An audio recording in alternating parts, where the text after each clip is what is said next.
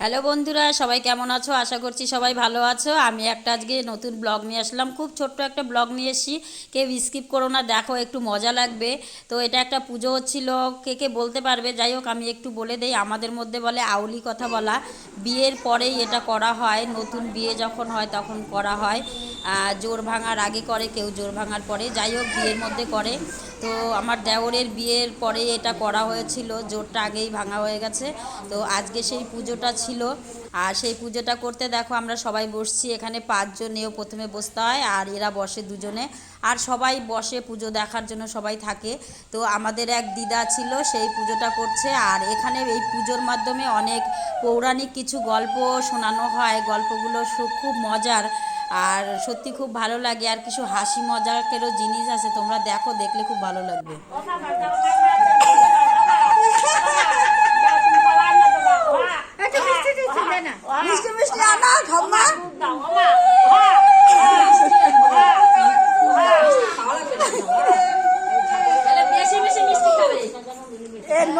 না খাওয়াবে মনে সুন্দর সুন্দর। হ্যাঁ, ঠাম্মার কোলে দাও, ঠাম্মার কোলে, ঠাম্মার কোলে।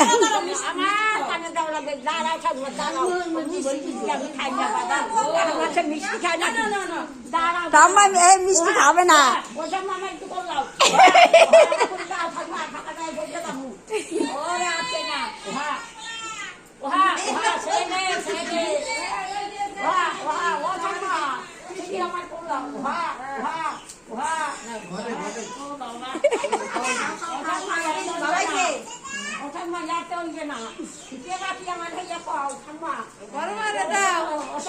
রান্না চলছে।